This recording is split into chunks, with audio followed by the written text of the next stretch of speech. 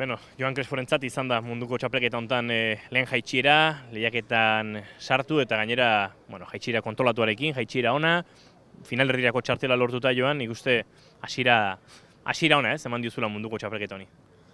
Bai, gaurko helburua lortu dugu, jaitsiera on batekin, erreixa goitik bera, aten erditatik jaitsi naiz, eta orain arratsalde lasaia espero zait.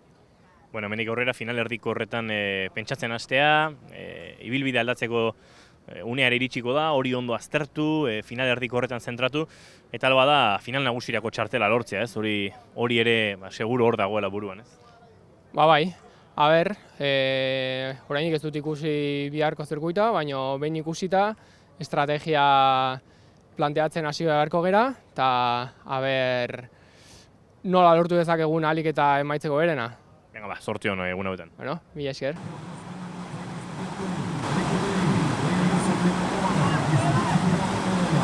Thank you.